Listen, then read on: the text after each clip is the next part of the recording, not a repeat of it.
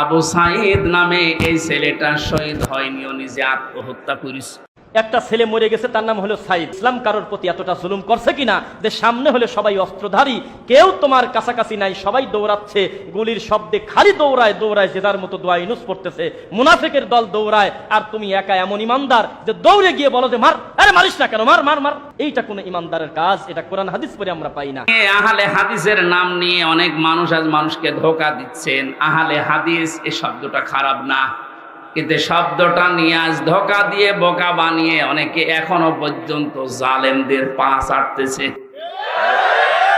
কালকের বক্তব্য ছিল একজনের, রফিক নামে, আমি নাম নিয়েছি এই কারণে চেনার জন্য। লোকটা জানাচ্ছে এখন জনগণকে, আবু সাঈদ নামে এই ছেলেটা শহীদ হয়নি, ও নিজে আত্মহত্যা করেছে। বিশ্বনবী কোরআন হাদিসের ভেতরে তিনি স্পষ্ট ভাবে জানিয়েছেন, কেউ যদি দেওয়াল চাপা পড়ে মারা যায় সে শহীদের মর্যাদা পায়, পানিতে ডুবে মারা যায় শহীদের মর্যাদা পায়। এ কথা কি নতুন শুনছেন? বলেন। আগুনে পড়ে যদি কেউ মারা যায় সে যদি শহীদের মর্যাদা পায়, অ্যাক্সিডেন্ট করে মরলে যদি শাহাদাতের মর্যাদা পায়, এই পৃথিবীর ময়দানে জালেমদের জুলুমের সামনে মোকাবেলা করতে গিয়ে নিজের জীবনটা যে দিয়ে দিল, তাকে আপনি শহীদ বলতে আপনার অসুবিধা লাগে কোন জায়গায় বলেন তো দেখি? এবার আমাদের দুইটা নোটিশ বলছে, যেহেতু এই শব্দটা শুনি আজ 2 দিন ধরে অনেক জালেমের দোসর যারা, তারা এখনো পর্যন্ত অপপ্রচার চালাচ্ছে এদের বিরুদ্ধে, এই জন্য 2টা নোটিশ বলছি। সূরা বাকারার 154 নম্বর আয়াত, 2 নাম্বার পারা, 2 নাম্বার পৃষ্ঠা, 12 নাম্বার 13 নাম্বার লাইনে আছে, ভালো করে মিলাবেন। আল্লাহ পাক বলেন, আলা তাকুলু লিমান ইয়াকতালু ফি সাবিলিল্লাহি আমওয়াত বাল আহইয়াউ ওয়ালাকিন লা তাশউরুন। আপনি হয়তো এভাবে এতদিন চিন্তা করেননি, যেভাবে আমি বলছি মিলিয়ে দেখেন। আল্লাহ বলেন, আলা তাকুলু, হে পৃথিবীর লোকেরা, কেউ এ কথা মুখ দিয়ে বলবা না। কথা বলে মানুষ কি দিয়ে? বলো না কেন? এই জন্য মুখের ওপর আল্লাহ নোটিশ দিয়েছেন, কেউ এ কথা বলবা না। 1 জন 2 জন না, কেউ বলবা না, বহু বচন। লিমান ইয়াকতালু ফি সাবিলিল্লাহি আমওয়াত, আমি আল্লাহর জন্য, মানবতার জন্য যারা জীবন দিয়ে গেল, এই মানুষ মরে গেছে, এ কথা বলবা না। বাল আহয়াউন, বরং তারা জীবিত। ওয়ালাকিন লা তাশউরুন, কিন্তু তোমরা টের পাও না। এটা তো মুখের উপর আল্লাহ দিলেন, মানুষ মুখের পরে অন্তরেও ধারণা করতে পারে। ধারণা করা কি দিয়ে? অন্তর দিয়ে মানুষ যেন ধারণাও না করে যে তারা শহীদ হয়নি, তারা এমনি মারা গেছে, কথা যেন ধারণাও না করে। সূরা আলে ইমরান 4 নাম্বার পারার 11 নাম্বার পৃষ্ঠা 9 নাম্বার লাইনের 159 নাম্বার আয়াতে 69 নাম্বার আয়াতে আল্লাহ জানিয়েছেন, ওয়ালা তাহসাবান্নাল্লাযীনা কুতিলু ফি সাবিলিল্লাহি আমওয়াতা বাল আহইয়াউন ইনদা রাব্বিহিম ইউরযাকুন। খুব খেয়াল করেন, অন্তর দিয়েও কেউ যেন ধারণা না করে যে ওরা মারা গেছে। আল্লাহ পাক বলেন, ধারণাও কোনোদিন করবি না যে ও মরে গেছে না। কারণ জীবন জালেমের সামনে নিজের জীবন দিয়ে দেওয়া তো সহজ কথা না। ওরা কিন্তু জীবিত আছে, ওরা জিন্দা।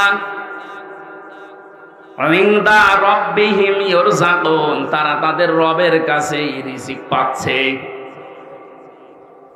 সুতরাং আবু সাঈদ রংপুরের এই ছেলেটা জালেমের সামনে দাঁড়িয়ে জীবনটা দিয়ে শাহাদতের মরণ পেয়েছে। এটা কোনোদিন আপনি মুখ দিয়ে যেন না বলেন যে লোকটা মরে গেছে, ধারণাও না করেন যে ও মরে গেছে না, ও শহীদ হয়েছে। কি হয়েছে? স্বাধীনভাবে কথা বলতে পারতাম না। পাশের জেলায় বাড়ি আমার, নাটোর, কুষ্টিয়া। এখানে দাওয়াত খেতে এসেছিলাম বিয়ের, তারপর আমার ঢুকতে দেয়নি। কোথায় ছিলাম আপনি টের পেয়েছেন? স্বাধীনতা পরাধীনতা কি আমরা 17 বছর টের পেয়েছি। স্বাধীনভাবে চলাফেরা করার, বাক স্বাধীনতা ফিরিয়ে দেওয়ার জন্য যে মানুষগুলো জীবন দিয়েছে, মাস্ট বি 100 ভাগ আমি বিশ্বাস করি ওরা সব শাহাদতের মর্যাদা পেয়েছে। এমনকি জালেমের জুলুমের শিকার হয়ে আয়না ঘরেও বহু মানুষ জীবন দিয়েছে, জেলখানার ভেতরে জীবন দিয়েছে। এমনকি কোরআনের পাখিকে অনেকে বলছে উনি স্বাভাবিকভাবে মারা গেছে, না আমি পাশের জেলে ছিলাম, উনি 1 নাম্বারে আমি 4 নাম্বারে। আল্লামার সাথে আমার একদিন দেখা হয়েছিল মাত্র 10 মিনিটের জন্যে। উনি এমনি মারা যায়নি, ওনাকে মেরে ফেলা হয়েছে, তার বাস্তব প্রমাণ তোমার মুখের হাসিটা।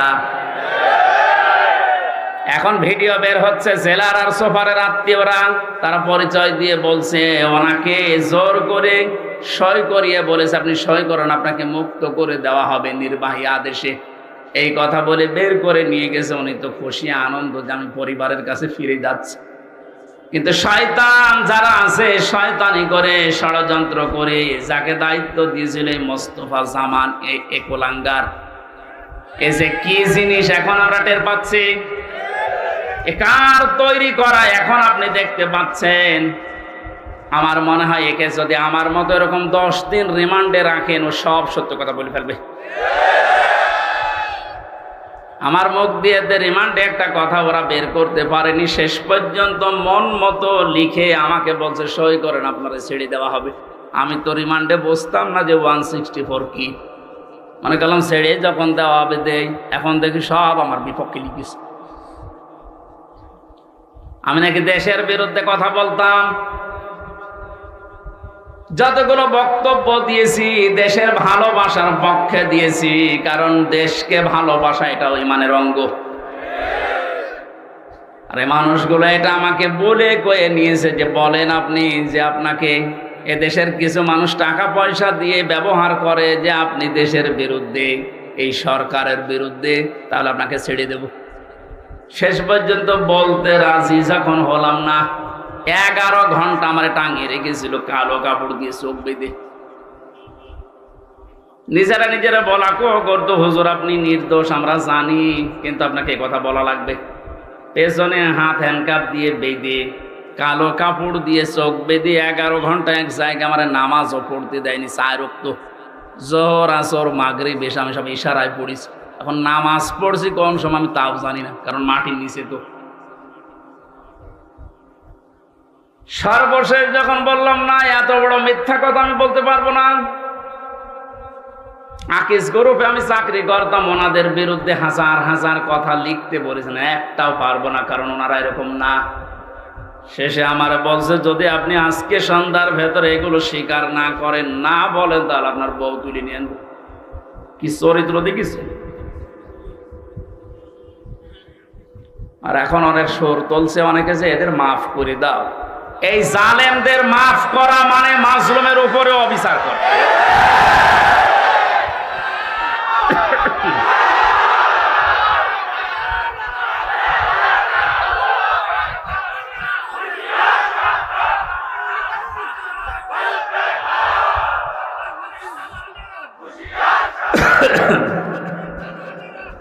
আমার ভাইরা, যে আল্লাহ আমাদেরকে স্বাধীন বাংলাদেশে পরাধীন ছিলাম, আবার নতুন করে স্বাধীন হওয়ার একটা স্বাদ আমাদেরকে দেখালেন। সবচাইতে বড় স্বাদ পাবো যদি আল্লাহর কোরআন দিয়ে জমিনটা চলে। এইটা দেখতে মন খুব চায়। এই 17 বছর অনেকে শুধু মিথ্যা বলে উড়িয়েছে যে আইনের শাসন আমরা প্রতিষ্ঠা করেছি, কিচ্ছু করেনি। শব্দটা উল্টিয়ে বলা যায় যে বেআইনের শাসন প্রতিষ্ঠা করেছিল। গতকালকে সাবেক অবৈধ আইন মন্ত্রী, অবৈধই বলা যাবে কারণ সরকারও অবৈধ, মন্ত্রীগুলো অবৈধ। ওনারে যখন ডিম উপর দিয়ে মারে, নিচ দিয়ে মারে, বিভিন্ন জায়গায় যখন ডিম দিচ্ছিল থেরাপির কারণে, শেষ পর্যন্ত বলেই ফেলেছে একটা দোষও আমার না, সব আমারই উপর থেকে নির্দেশ দিয়েছে হাসিনা। এই কথাটা বলার পরে দেখো লোকটা হাসতেছে। আমার মনে হয় ওর তার আমার এই যে এক মামা এসেছে আজকে সাথে কুষ্টিয়া থেকে, অনেক মামা, ওর একটা হালকা তার কাটা আছে। আমার মনে হয় এই ব্যাটারও তার এরকম কেটে দিয়েছে। এখন যে যারে ধরছে একটু কিছু দিলেই সব ধরছে বর্তাছে আল্লাহর ওলির উপরে। আর যেটা দরবেশ মনে করতাম, এ দরবেশ যে এত খারাপ, দাড়ি কেটে নম হয়ে গেছে। ওরে দেখলে পর্যন্ত শয়তান হাসে যে আল্লাহ তুমি আমার শয়তান বানিয়েছো, এটা তো আসল শয়তান ছিল। হোসাইন মাওলানা বলছিল না 29,000, না ওটা 36,000। পদ্মা সেতু বানিয়েছে 32,000 টাকা খরচ করি, আর এই লোকটার শুধু বাইরের একটা ব্যাংকেই টাকা পড়ে আছে 36,000 কোটি টাকা। ওই টাকাগুলো ফেরত পেলে বাংলাদেশে আর একটা পদ্মা সেতু বানানো যাবে। মালয়েশিয়ায় দেখলাম এই যে পেনাং থেকে এই আর একটা শহরে যাবার সময় 2টা ব্রিজ পরপর, একটা মনে হয় 8 কিলোমিটার, একটা 17 কিলোমিটার। এই যে বিশাল বিশাল ব্রিজ তারা বানিয়েছে, বাংলাদেশেও সম্ভব, শুধু এই দরবেশদের টাকাগুলো বাইরে থেকে নিয়ে আসা দরকার। এই জন্য যারা দায়িত্বে আছেন আহ্বান জানাবো, এসব এ দরবেশ হোক আর ধরবেশ হোক, এদেরকে এভাবে বিভিন্ন জায়গা দিয়ে ডিম যখন দিচ্ছে দিন, কি বলবো, এগুলো নিয়ে এই টাকা পয়সাগুলো সব আমাদের দেশে নিয়ে আসেন, এ দেশ ইনশাল্লাহ দাঁড়িয়ে যাবে।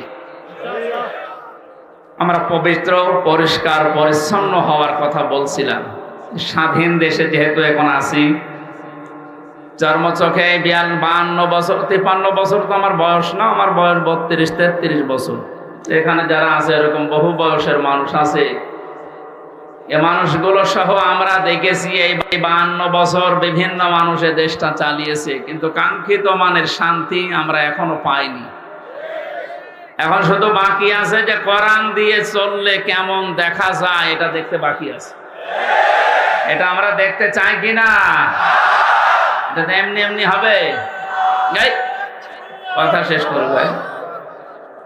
এমনি এমনি শুধু দোয়া করে হবে? কাজ করা লাগবে না? সুতরাং কোরআন দিয়ে চালাবে যারা, এরকম মানুষগুলোকে আজ আমরা ওখানে পাঠাতে চাই আর দেখতে চাই চর্মচোখে। আল্লাহ আমাদেরকে তুমি একটু দেখার তৌফিক দাও যে জমিনটা কোরআন দিয়ে চলছে। দল মত নির্বিশেষে আমরা এই অনুষ্ঠানে ইবাদত মনে করে এসেছি। বলেন তো আলহামদুলিল্লাহ। তাআওয়ানু আলাল বিররি ওয়াত তাকওয়া ওয়া লা তাআওয়ানু আলাল ইসমি ওয়াল উদওয়ান। আল্লাহর ঘোষণা, এই পৃথিবীতে তোমরা ভালো কাজে, নেক কাজে একে অন্যকে সাহায্য করো, অন্যায় কাজ করবা না, অন্যায় কাজে সাহায্য সহযোগিতা করবা না। আজ আমরা আহ্বান জানাচ্ছি, রাষ্ট্র যেহেতু সংস্কার আরম্ভ হয়ে গেছে বা চলছে, আমরা সব জায়গায় ইসলাম দিয়ে সংস্কার করতে চাই। নবীর উপরে দরুদ আর সালাম পাঠ করার মাধ্যমে তেলাওয়াতকৃত আয়াত থেকে যেটা লিখে দিয়েছেন এর উপরে ভিত্তি করে আমরা তাফসীরুল কোরআন মাহফিলে তাফসীর আকারে কথা বলতে চাই ইনশাআল্লাহ। জবান খুলে কোরআনে কারিম থেকে। আমি যেহেতু 8-9 দিন ছিলাম, মাওলানা মিজানুর রহমান আজহারি ভাই, এরপরে ডেভিড লিও নামে একজন আছে, ইসলামিক চিন্তাবিদ, স্কলার, অনেক দামি লোক। এরপর ডক্টর জাকির নায়েক সাহেবের সাথে দেখা হয়নি, হওয়ার কথা ছিল। এ মানুষগুলোর কাছে মিশে আমি যেই কয়েকদিন ছিলাম, আমি সবচাইতে বড় বিষয় পেয়েছি, ওনারা আলেমদের কিছু দায়িত্ব কর্তব্য, যেহেতু ওনারাও মজলুম মানুষ, আসবে, দেশে ফিরে আসবে। মিজান ভাই জানিয়েছে আমি কিছুদিনের ভেতরে দেশে যাব। আমি বলেছিলাম ভাই দেশে আসার পরে কুষ্টিয়া, আমার জন্মভূমি কুষ্টিয়াতে কোরআনের কথাগুলো চলে না, কারণ যে 2জন শয়তান এই বাংলাদেশে আল্লাহ পাঠিয়েছে ওই জেলায়, আমার জন্মভূমি, তারপরও আমারে বলতো না। এই যে খুলনা বিভাগের 10-11টা জেলা, একটাতেও আমারে কথা বলতে দিত না। যাওয়ার আগে 144 ধারা জারি হয়ে যেত। এখন যেহেতু সুযোগ এসেছে, ওনাকে বললাম আমার কুষ্টিয়া দিয়ে আপনি কোরআনের কথাগুলো আরম্ভ করবেন। উনি সময় দিতে চেয়েছি, দেখি দেশে আসুক ইনশাআল্লাহ। বাংলাদেশের প্রত্যেকটি জায়গা তখন আর জামাতের প্রোডাক্ট কেউ বলতে পারবে না। যারা বলতো তারা এখন কবরে। আল্লাহ রাব্বুল আলামিন তার কোরআনে কারীমকে যেন উন্মুক্ত করে দেন দেশের জন্য এবং প্রতিষ্ঠা করে দেন, বলেন আমিন। সূরা আরাফ কোন সূরা বলেন তো? 157 নম্বর, একটা মাত্র আয়াতের 4 ভাগের 1 ভাগ আমরা পড়েছি। বিশ্বনবীর হাদিস লক্ষ লক্ষ, সেখান থেকে একটা হাদিস নবীজির জামাই হযরতে আলীর বর্ণনা করা, যোগের সাথে মিলিয়ে আমরা তেলাওয়াত করলাম। এই দুইটাকে সামনে রেখে কোরআন যেভাবে তাফসীর করা লাগে হক আদায় করে চেষ্টা চালাচ্ছি ইনশাআল্লাহ। এটা যেহেতু মমতাজের কনসার্ট না, সে মহিলার এখন আর কনসার্ট করা সম্ভব না, কারণ তারও দোলাদুলি এখন আর কেউ দেখতে চায় না, ও ফেটেও আর কারো যাচ্ছে না। ফেটে যাচ্ছে না, এখন সারা বাংলাদেশে শুধু আল্লাহর কথা হবে। কারণ মানুষের জিকির করে আমরা বহু দেখেছি, একটা মানুষের আলোচনা, একটা মানুষের জিকির যে পরিমাণ হয়েছিল, যদি আল্লাহর জিকির ওই পরিমাণ এই দেশে হতো, আমরা আল্লাহর ওলি হয়ে যেতাম। আল্লাহরও মনে হয় সহ্যের বাইরে চলে গেছে, না তো এত অপমান তো আমি ফেরাউনকেও হতে দেখিনি। আমি তার জীবনী পড়েছি, তাহলে এত অপমান হয়নি। আল্লাহ রাব্বুল আলামিন কোরআনে কারীম কিভাবে মানুষের সামনে উপস্থাপন করা লাগে এটা আমাদের শিখিয়েছেন 1500 বছর আগে। আমরা আল্লাহর ওই ধরনটা সামনে নিয়ে আসি নাকি আমার মন মতো বলবো না। আল্লাহ পাক বলেন, কিতাবুন উনজিলা ইলাইকা ফালা ইয়াকুন ফি সাদরিকা ফারাজুম মিনহু লিতুনযিরা বিহি ওয়া যিকরা লিল মুমিনিন। আল্লাহ বলেন, এই একটা কিতাব, পৃথিবীতে একটাই মাত্র কিতাবের নাম আল্লাহ জানিয়েছেন, তার নাম কোরআন শরীফ। এজন্য কবরে যাবার পর মানুষকে যখন জিজ্ঞাসা করা হবে মার রব্বুকা, তোমার রব কে, লোকটা যদি বলে রব্বি আল্লাহ, আমার রব আল্লাহ, সঙ্গে সঙ্গে ফেরেশতারা জিজ্ঞাসা করবে মা দিনুকা, তোমার জীবন ব্যবস্থা কি। লোকটা যদি বলে দীনুন আল ইসলাম, সঙ্গে সঙ্গে ফেরেশতা বলবে মান হাজার রজুল, এই লোকটা কে ছিল।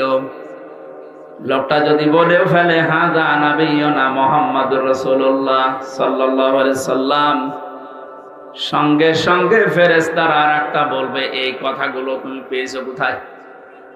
কথা বুঝতেছে? আপনি পৃথিবীর কোন বইয়ের নাম, কিতাবের নাম বললে ফেরেশতারা কিন্তু ওগুলো চিনবে না।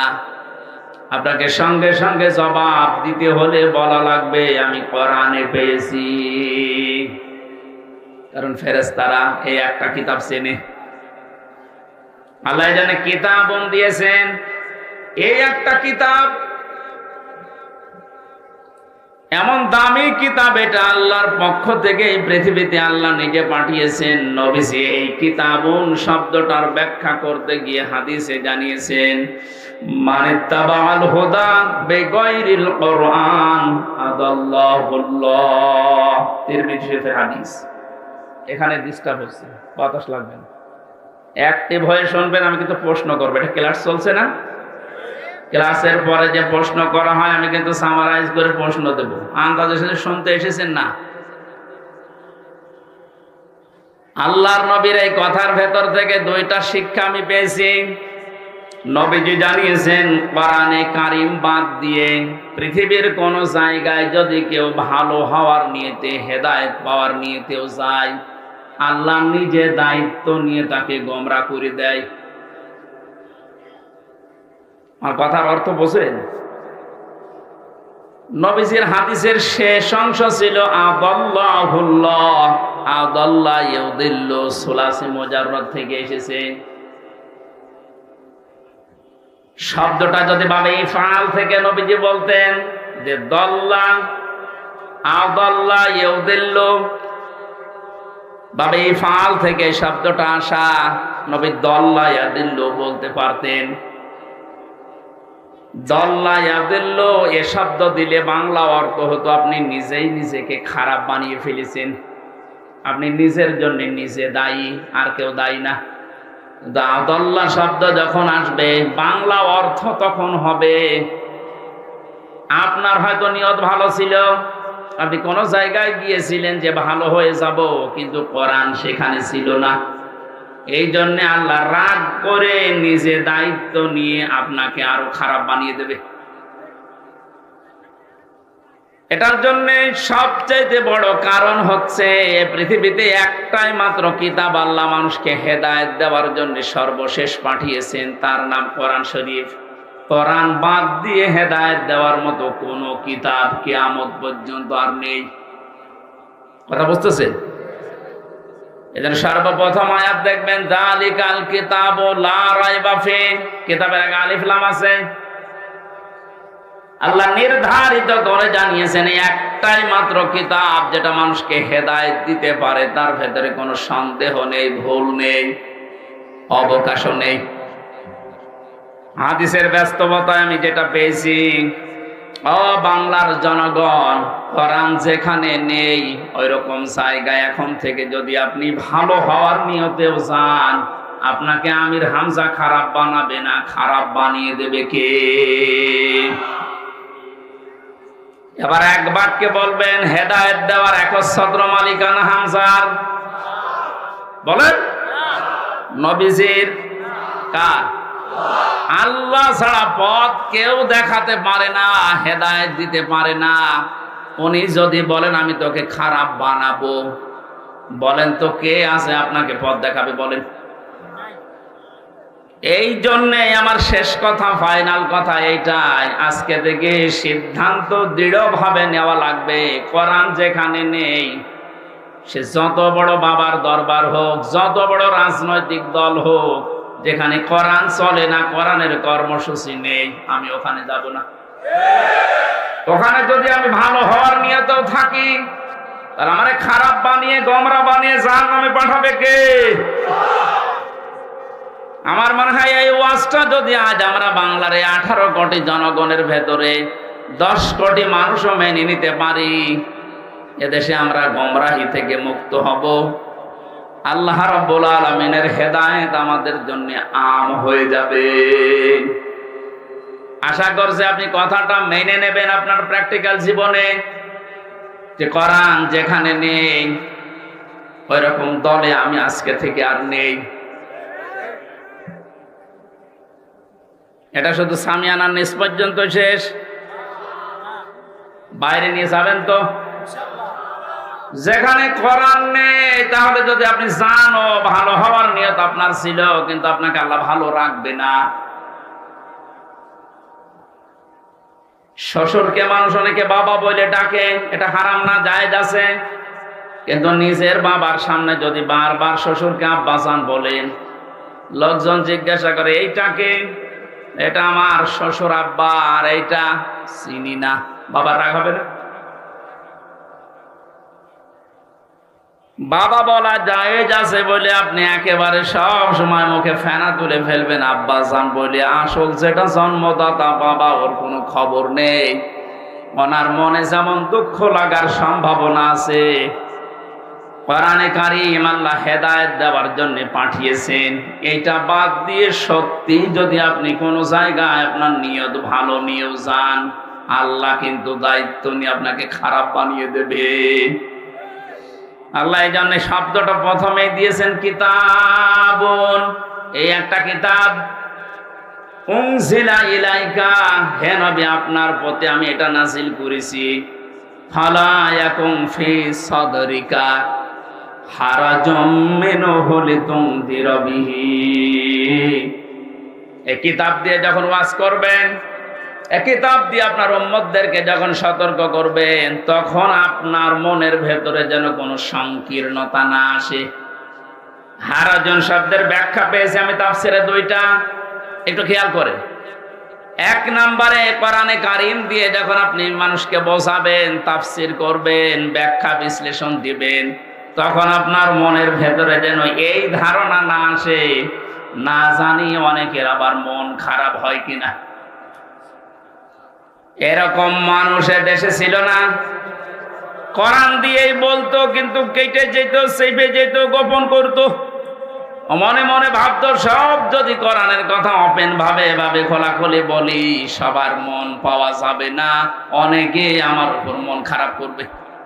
এই জন্য নবীজিকে আল্লাহ প্রথমে এ শব্দ দিয়ে জানিয়েছেন, আপনি যখন কোরআন প্রচার করতে যাবেন তখন আপনার মনের ভেতরে যেন কোনো সংকীর্ণতা কাজ না করে যে কে কি বলল। 2 নম্বরে, আবহমান কাল থেকে অনেক নিয়ম নীতি ইসলাম মনে করে মানুষ পালন করে আসছে। আপনি যখন কোরআনে কারিমের কথাগুলো সঠিকভাবে তুলে ধরবেন, ওইগুলো টিকবে না, এমনি কেটে যাবে। তখন হয়তো অনেকের মন খারাপ হবে, আপনি সবার মন তো পাবেন না। এই জন্য আপনাকে বলছি, কে কি মনে করবে বলবে, কারো দিকে তাকাবেন না। আপনার মনও যেন ছোট না হয়, সংকীর্ণ না হয়। সঠিক কথাগুলো তুলে ধরার দায়িত্ব আপনার, আর হেদায়েত দেওয়ার দায়িত্ব আমি আল্লাহর। যিকরা লিল মুমিনিন, কোরআন শরীফ আমি আল্লাহ দিয়েছি মুমিনদের জন্য, এটা উপদেশ। এই আয়াতটা সামনে রেখে আজকে আমরা তেলাওয়াত কি আয়াতের তাফসীর করব ইনশাআল্লাহ। এবার বলি আমরা, আউযু বিল্লাহি মিনাশ শাইতানির রাজীম, বিসমিল্লাহির রহমানির রহিম। আল্লাযীনা ইয়াত্তাবিউনার রাসূলান নাবিয়্যাল উম্মিয়্যাল্লাযী ইয়াজিদুনাহু মাকতুবা। সাদাকাল্লাহুল আযীম। কোন সূরা বলেন তো? আরাফ। আরাফ মানে, আরাফ মানে প্রাচীর। আরাফ মানে কি? বিভিন্ন অর্থ আছে। আরাফের অন্যতম অর্থ হচ্ছে আরাফ মানে প্রাচীর।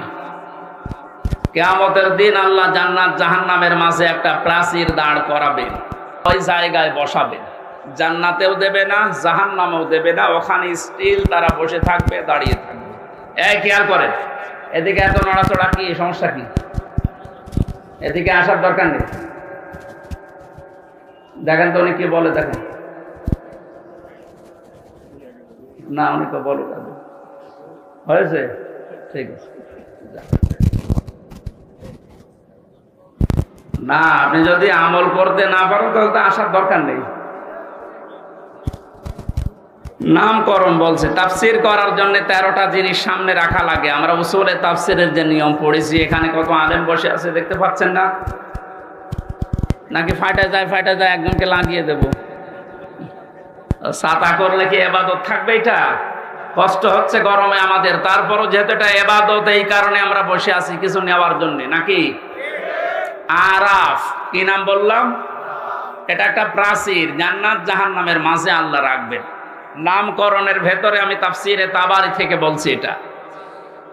নবীজি বলেন, সাহাবীরা, এখানে আল্লাহ যাদেরকে বসাবেন এদেরকে জান্নাতেও দেবে না, জাহান্নামেও দেবে না, একেবারে স্টিল।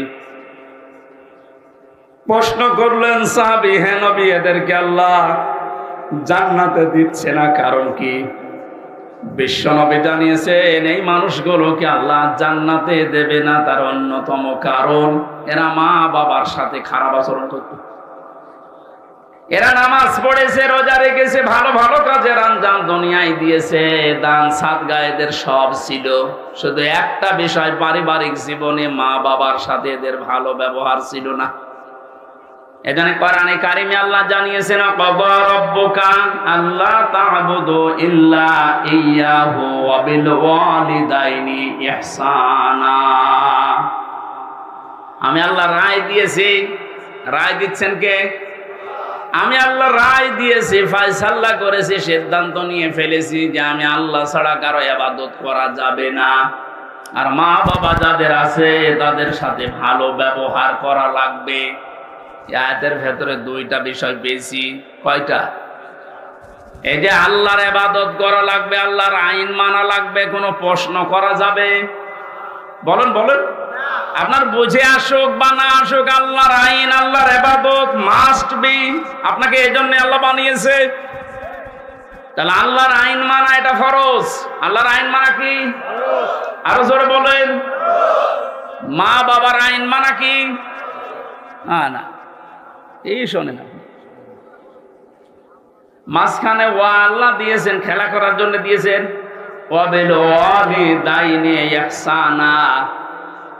মা বাবার আইন মানা ফরজ না, মা বাবার সেবা করা ফরজ।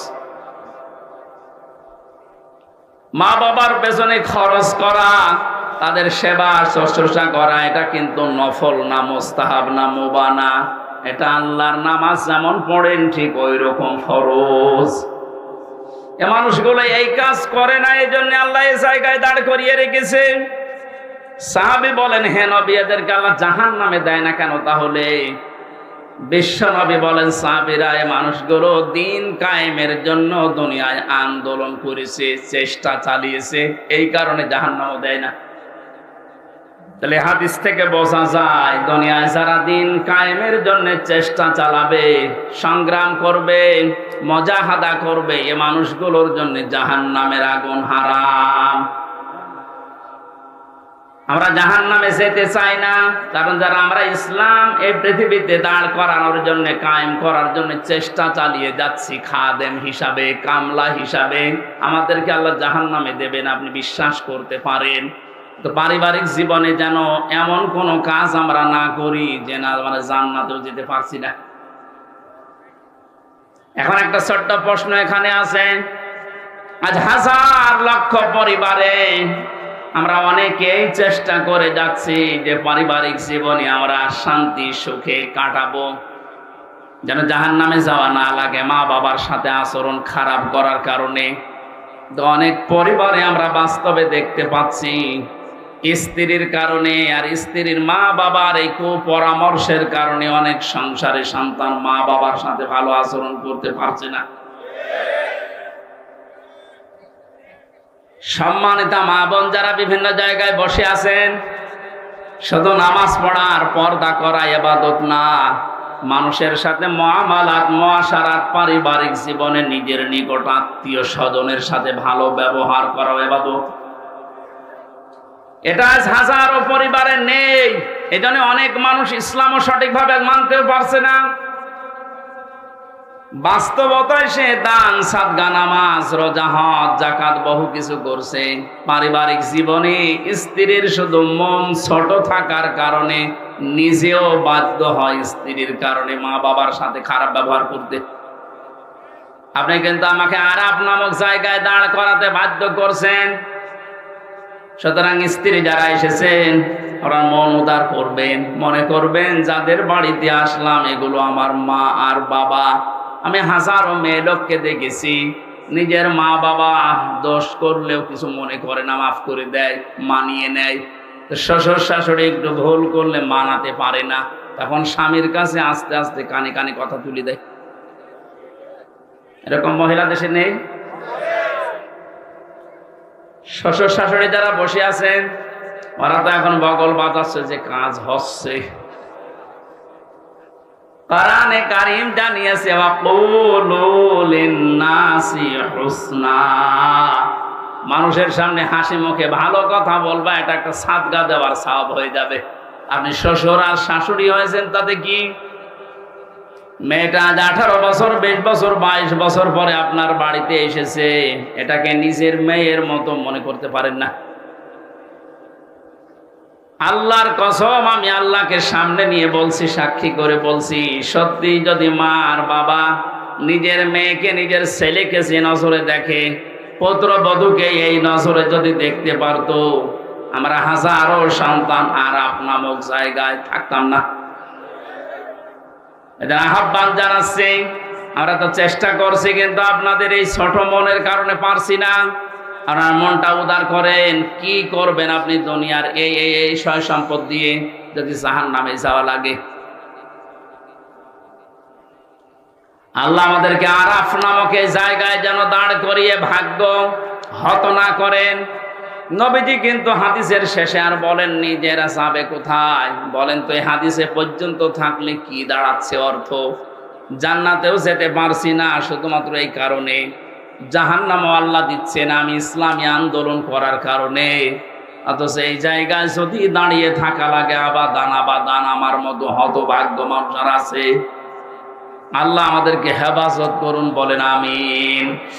মক্কায় নাজিল হয়েছে সূরাটা, 206টা আয়াত আছে, 16টা রুকু আছে।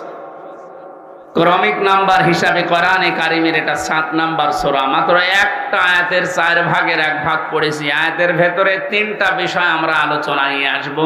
1 নম্বরে আমাদের নবী মুহাম্মদুর রাসূলুল্লাহ 3টা গুণ আল্লাহ দিয়েছেন। কয়টা? যেহেতু বর্তমান প্রেক্ষাপটের সাথে আয়াতের একেবারে হুবহু মিল আছে। 2 নম্বরে আল্লাহর নবীর কর্মসূচি ছিল এই দুনিয়ায়, এই আয়াতের ভেতর থেকে আমরা 6টা পেয়েছি। কয়টা? 3 নম্বরে আমরা যারা তার উম্মত এখন দাবি করব কিয়ামত পর্যন্ত, তাদের কর্মসূচি হবে, তাদের করণীয় হবে 4টা। তাহলে নবীজির পরিচয় তুলে ধরা হবে আয়াত দিয়ে 3টা, বিশ্বনবীর কর্মসূচি তুলে ধরা হবে 6টা, আর আমাদের করণীয় তুলে ধরা হবে 4টা। সব মিলে 13টা। কয়টা? এই 13টা বিষয় আজকের আলোচনায় আছে। আমরা একটা একটা করে তাফসীর আকারে শুনছি। আপনারা আছেন তো? আল্লাহ পাক বলেন আল্লাযীনা ইয়াত্তাবিউনার রাসূলান নাবিয়্যাল উম্মিয়্যা,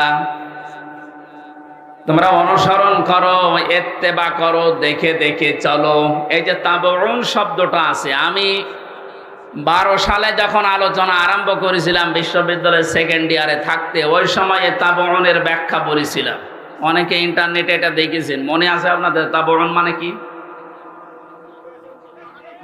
তাবউন মানে দেখে দেখে চলা। আপনার সামনে একটা মানুষ হেঁটে যাচ্ছে, কিভাবে কিভাবে পা লাগায়, কোথায় হাত নাড়ায়, মাজা দোলায়, কিভাবে তাকায়, একেবারে ওইভাবে হুবহু ওই জায়গায় পা ফেলে হাত নাড়িয়ে মাজা দলিয়ে চলার নাম তাবউন। আল্লাহ পাক এখানে ইত্তেবা দিয়েছেন আল্লাযীনা, যারা ইয়াত্তাবিউনা, অনুসরণ করছে, করবে। এটা মোজারে, বর্তমান, ভবিষ্যৎ, প্রেজেন্ট, ফিউচার। কার অনুসরণ করছে, করবে? রাসূলান নাবিয়্যাল উম্মিয়্যা, বিশ্বনবীর পরিচয় আল্লাহ এখানে দিয়েছেন 3টা। 1 নম্বরে রাসূল ছিলেন তিনি, 2 নম্বরে তিনি ছিলেন নবী, 3 নম্বরে তিনি ছিলেন উম্মি। এবার আসেন তো, রাসূল কাকে বলে, নবী কাকে বলে, উম্মি কাকে বলে? এ পৃথিবীতে বহু নবী এবং রাসূলের কথা আমরা শুনেছি। 1,24,000 নবী রাসূলের কথা আমরা জানি। পৃথিবীতে আল্লাহ মানুষকে হেদায়েত দেওয়ার জন্য, পথ প্রদর্শন করার জন্য পাঠিয়েছেন। এতগুলো নবীর জীবনী, কর্ম পদ্ধতি বলতে বলতে তো সময় চলে যাবে। আমি গুরুত্বপূর্ণ কয়েকটা নবীর জীবনী থেকে বলছি।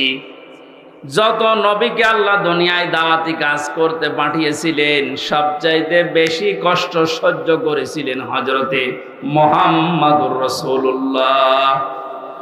এনার পরে যার নামের তালিকা পাওয়া যায় তিনি হযরতে ইব্রাহিম আলাইহিস সালাম। এনার পরে যার নামের তালিকা আছে হযরতে নূহ আলাইহিস সালাম। এনার পরে যাদের নামের তালিকা আছে সিরিয়াল হিসাবে, আল্লাহ পাক কোরআনে কারিমে জানিয়েছেন শারআ লাকুম মিনাদ-দীনি মা ওয়াসসা বিহি নূহা ওয়াল্লাযী আওহায়না ইলাইকা।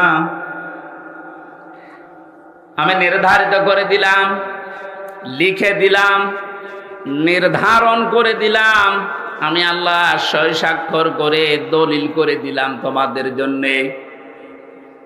নূহ আলাইহিস সালামকে, ইব্রাহিম আলাইহিস সালামকে, ঈসা আলাইহিস সালামকে, এই সমস্ত মুসা আলাইহিস সালাম, এই বড় বড় নবীদের নামগুলো দিতে দিতে আল্লাহ জানিয়েছেন, হে নবী, এই প্রত্যেকটা নবীকে কিন্তু আমি আল্লাহ জানিয়েছিলাম আনাকিমুদ্দিন, তোমরা দিন কায়েম করো।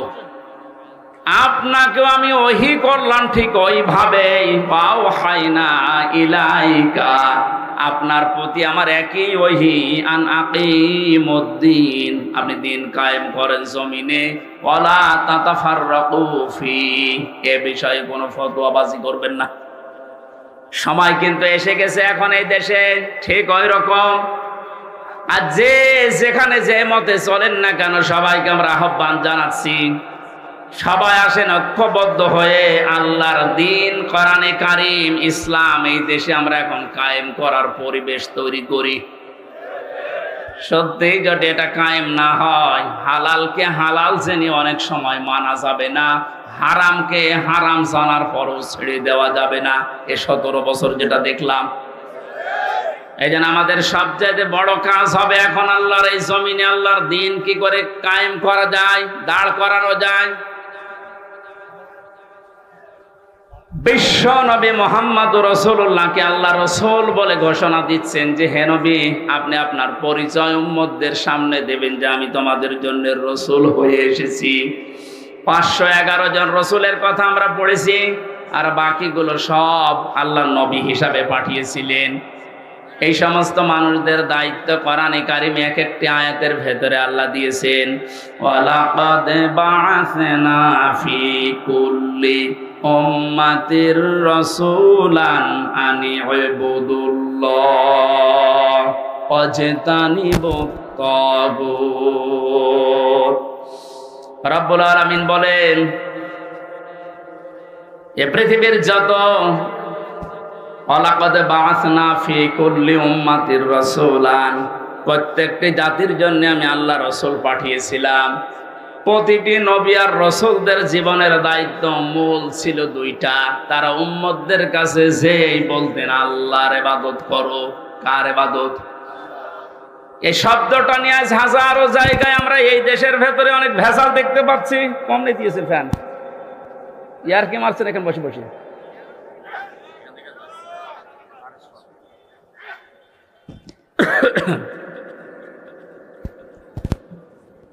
এই যে ইবাদত, এই শব্দটা ব্যাপক অর্থবোধক একটা শব্দ। এটা নিয়ে আজ হাজারো ঝামেলা ভেজাল তৈরি করে শব্দটাকে আজ কলঙ্কিত করে ফেলেছে অনেকে। এই জন্য সতর্ক হওয়ার সময়, সংস্কারের সময় যখন চলছে, আমরা এখন সতর্ক এবং সংস্কার এই মন নিয়ে আমরা ইবাদত করব। আমার ইবাদতের ভেতরে যেন কোনো ভেজাল না আসে। গাড়ি গাড়ি ইবাদত করা লাগবে, কোরআনে আল্লাহ এমন দেয়নি। ইবাদত করো, আখলিস দীনাকা ইয়াকফিকাল আমালুল কলিল। তোমার ঈমানটা যদি খাঁটি হয়, কাজকর্ম আমল যদি কম হয়, আমার আল্লাহ মাফ করে দেবে। আমাদের অনেকের কাজ কারবার দরবেশ বাবার মতো গাড়ি গাড়ি দেখতে পাচ্ছি। ওর একটা বক্তব্য শুনেছিলাম কয়েকদিন আগে, ও বলেছে কোরআনেও সমস্যা আছে। এই নামটা নিয়ে, আহলে হাদিসের নাম নিয়ে অনেক মানুষ আজ মানুষকে ধোঁকা দিচ্ছেন। আহলে হাদিস এই শব্দটা খারাপ না, কিন্তু শব্দটা নিয়ে আজ ধোঁকা দিয়ে বোকা বানিয়ে অনেকে এখনো পর্যন্ত জালেমদের পা চাটতেছে। কালকের বক্তব্য ছিল একজনের রফিক নামে, আমি নাম নিয়েছি এই কারণে চেনার জন্য। লোকটা জানাচ্ছে এখন জনগণকে, আবু সাঈদ নামে এই ছেলেটা শহীদ হয়নি, ও নিজে আত্মহত্যা করেছে।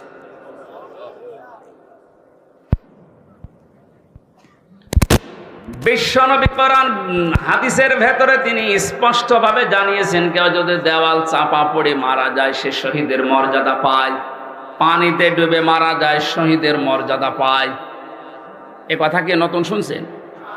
বলেন। আগুনে পড়ে যদি কেউ মারা যায় সে যদি শহীদের মর্যাদা পায়, অ্যাক্সিডেন্ট করে মরলে যদি শাহাদাতের মর্যাদা পায়, এই পৃথিবীর ময়দানে জালেমদের জুলুমের সামনে মোকাবেলা করতে গিয়ে নিজের জীবনটা যে দিয়ে দিল, তাকে আপনি শহীদ বলতে আপনার অসুবিধা লাগে কোন জায়গায় বলেন তো দেখি?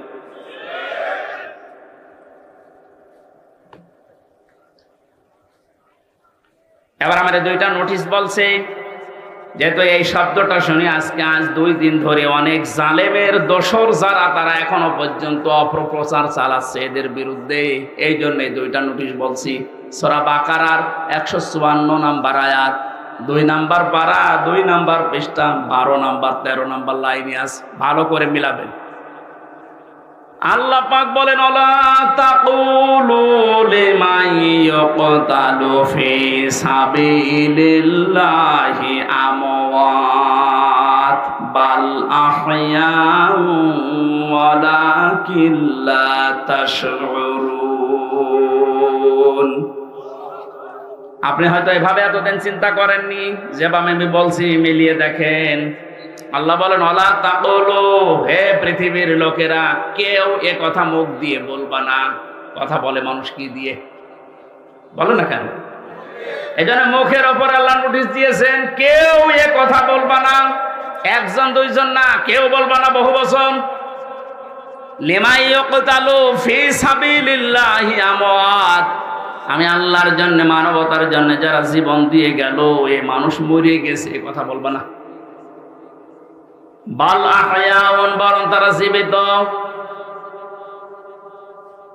ওয়ালাকিন লা তাশউরুন, কিন্তু তোমরা টের পাও না।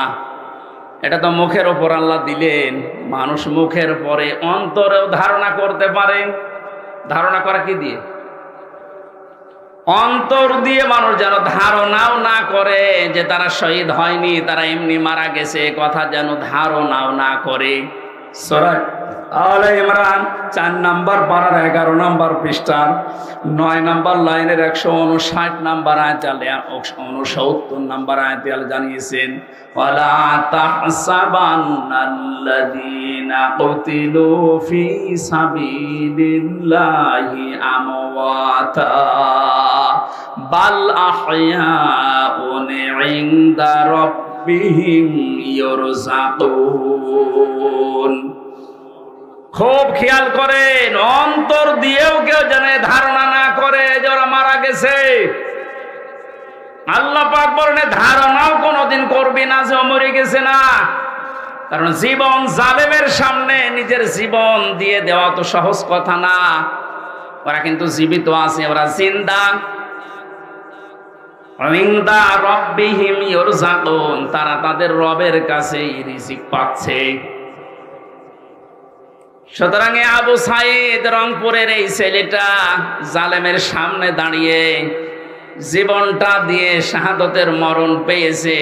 এটা কোনোদিন আপনি মুখ দিয়ে যেন না বলেন যে লোকটা মরে গেছে, ধারণাও না করেন যে ও মরে গেছে না, ও শহীদ হয়েছে। কি হয়েছে? স্বাধীনভাবে কথা বলতে পারতাম না। পাশের জেলায় বাড়ি আমার, নাটোর, কুষ্টিয়া। এখানে দাওয়াত খেতে এসেছিলাম বিয়ের, তারপর আমার ঢুকতে দেয়নি। কোথায় ছিলাম আপনি টের পেয়েছেন? স্বাধীনতা পরাধীনতা কি আমরা 17 বছর টের পেয়েছি। স্বাধীনভাবে চলাফেরা করার, বাক স্বাধীনতা ফিরিয়ে দেওয়ার জন্য যে মানুষগুলো জীবন দিয়েছে, মাস্ট বি 100 ভাগ আমি বিশ্বাস করি ওরা সব শাহাদতের মর্যাদা পেয়েছে। এমনকি জালেমের জুলুমের শিকার হয়ে আয়না ঘরেও বহু মানুষ জীবন দিয়েছে, জেলখানার ভেতরে জীবন দিয়েছে। এমনকি কোরআনের পাখিকে অনেকে বলছে উনি স্বাভাবিকভাবে মারা গেছে না, আমি পাশের জেলে ছিলাম, উনি 1 নাম্বারে, আমি 4 নাম্বারে। আল্লামার সাথে আমার একদিন দেখা হয়েছিল মাত্র 10 মিনিটের জন্যে। উনি এমনি মারা যায়নি, ওনাকে মেরে ফেলা হয়েছে। তার বাস্তব প্রমাণ আমার মুখের হাসিটা। এখন ভিডিও বের হচ্ছে, জেলার আর সোফারের আত্মীয়রা তারা পরিচয় দিয়ে বলছে ওনাকে জোর করে সই করিয়ে বলেছে আপনি সই করেন, আপনাকে মুক্ত করে দেওয়া হবে নির্বাহী আদেশে। এই কথা বলে বের করে নিয়ে গেছে। উনি তো খুশি আনন্দ যে আমি পরিবারের কাছে ফিরে যাচ্ছি। কিন্তু শয়তান যারা আছে, শয়তানি করে, ষড়যন্ত্র করে, যাকে দায়িত্ব দিয়েছিল মোস্তফা জামান, এই কোলাঙ্গার, এই যে কি জিনিস এখন আমরা টের পাচ্ছি, কার তৈরি করা এখন আপনি দেখতে পাচ্ছেন। আমার মনে হয় একে যদি আমার মতো এরকম 10 দিন রিমান্ডে রাখেন, ও সব সত্য কথা বলে ফেলবে। আমার মুখ দিয়ে রিমান্ডে একটা কথা ওরা বের করতে পারেনি। শেষ পর্যন্ত মন মতো লিখে আমাকে বলছে সই করেন, আপনারা ছেড়ে দেওয়া হবে। আমি তো রিমান্ডে বসতাম না যে 164 কি, মনে করলাম ছেড়ে যখন দেওয়া হবে দেই। এখন দেখি সব আমার বিপক্ষে লিখেছে। আমি নাকি দেশের বিরুদ্ধে কথা বলতাম। যতগুলো বক্তব্য দিয়েছি দেশের ভালোবাসার পক্ষে দিয়েছি, কারণ দেশকে ভালোবাসা এটা ইমানের অঙ্গ। আরে মানুষগুলো এটা আমাকে বলে কয়ে নিয়েছে যে বলেন আপনি যে আপনাকে এদেশের কিছু মানুষ টাকা পয়সা দিয়ে ব্যবহার করে যে আপনি দেশের বিরুদ্ধে, এই সরকারের বিরুদ্ধে, তাহলে আপনাকে ছেড়ে দেব। শেষ পর্যন্ত বলতে রাজি যখন হলাম না, 11 ঘন্টা আমার টাঙিয়ে রেখেছিল কালো কাপড় দিয়ে চোখ বেঁধে। নিজেরা বলা করতো, হুজুর আপনি নির্দোষ আমরা জানি, কিন্তু আপনাকে এই কথা বলা লাগবে। পেছনে হাত হ্যান্ডকাপ দিয়ে বেঁধে, কালো কাপড় দিয়ে চোখ বেঁধে 11 ঘন্টা এক জায়গায় আমার নামাজও পড়তে দেয়নি। 4 ওয়াক্ত জোহর, আসর, মাগরিব, এসা আমি সব ইশারায় পড়েছি। এখন নামাজ পড়ছি কোন সময় আমি তাও জানি না, কারণ মাটির নিচে তো। সর্বশেষ যখন বললাম না, এত বড় মিথ্যা কথা আমি বলতে পারবো না। আকিস গ্রুপে আমি চাকরি করতাম, ওনাদের বিরুদ্ধে হাজার হাজার কথা লিখতে বলেছেন, একটাও পারবো না, কারণ ওনারা এরকম না। শেষে আমার বলছে যদি আপনি আজকে সন্ধ্যার ভেতরে এগুলো স্বীকার না করেন, না বলেন, তাহলে আপনার বউ তুলে নিয়ে আনবো। কি চরিত্র দেখিছে। আর এখন অনেক সুর তুলছে অনেকে যে এদের মাফ করে দাও। এই জালেমদের মাফ করা মানে মাজলুমের উপরে অবিচার করা।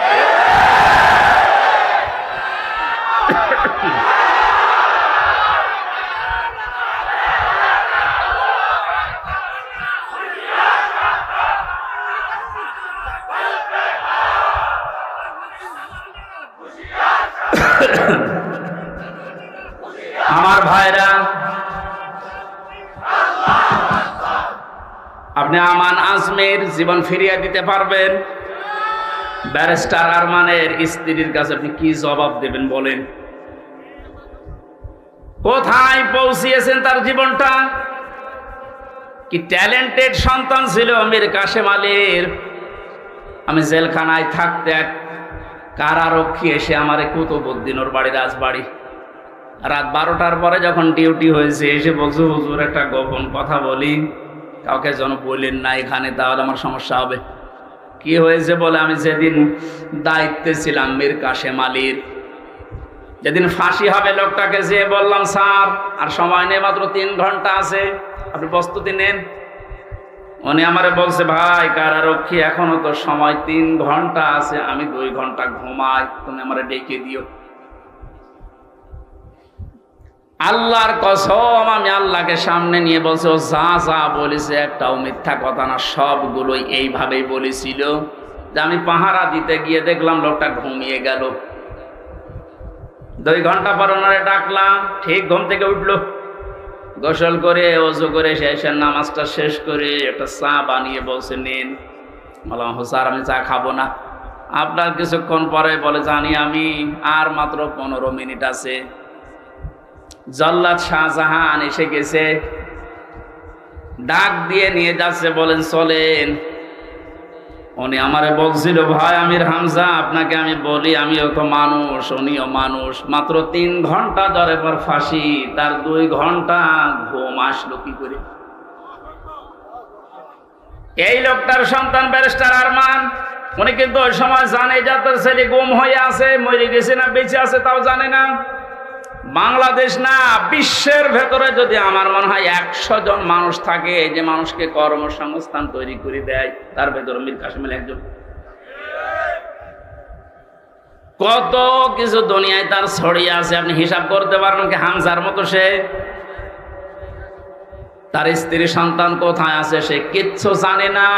এই কঠিন মুহূর্তে তার নিজের হাজারো যারা অনুসারী, তার সহকর্মী যারা, হাজার হাজার মানুষ পালিয়ে বেড়াচ্ছে, জেলখানায় আছে, আটক আছে, মরে গেছে, এসব কিছু তার কাছে সংবাদ আসতেছে। এমন কঠিন সময়ও লোকটা 2 ঘন্টা ঘুমিয়েছে। এমনি ঘুম আসবে না, অবশ্যই আমার আল্লাহ তাকে সূরা হামিম সেজদার 30 নম্বর আয়াত ফেরেশতা দিয়ে শুনিয়েছে। কোরআনে কারীম জানিয়েছে ইন্নাল্লাযীনা ক্বালু রাব্বুনাল্লাহু সুম্মা ইসতাকামু তাতানাজ্জালু আলাইহিমুল মালাইকা আল্লা তাখাফু ওয়া লা তাহজানু ওয়া আবশিরু বিল জান্নাতিল্লাতী কুনতুম তুআদুন। আল্লাহ পাক বলেন, যারা এই কথা বলে যে আল্লাহ তুমি আমাদের রব, আমি টিকে আছি এই কথার উপরে, আল্লাহর সঙ্গে সঙ্গে তার বিপদে আপদে পড়লেই ফেরেশতা নাজিল করবে। এই জন্য তাতানাজ্জালু দিয়েছেন আল্লাহ, একজন দুইজন পাঠায় না, মালাইকা বহু বছর হাজারো ফেরেশতা তার জন্য আল্লাহ পাঠিয়ে সান্ত্বনা দেয়, আল্লাহ তাখাফু ওয়া লা তাহজানু, কোনো ভয় নেই, কোনো চিন্তা নেই। ওয়াবশিরু বিল জান্নাহ, ওই জান্নাতের সুসংবাদ গ্রহণ করো, আল্লাতী কুনতুম তুআদুন, যার ওয়াদা আল্লাহ করেছে। আমার মনে হয় ঠিক মীর কাসেম আলী শহীদ উনি আল্লাহর ফেরেশতাদের দ্বারা শুনতে পেয়েছিলেন, সন্তান ব্যারিস্টার আরমারের জন্য চিন্তা নেই, হাজার হাজার সহকর্মীর জন্য চিন্তা নেই, ওগুলো আল্লাহ সব দেখবে, তুমি জান্নাতে প্রবেশ করো।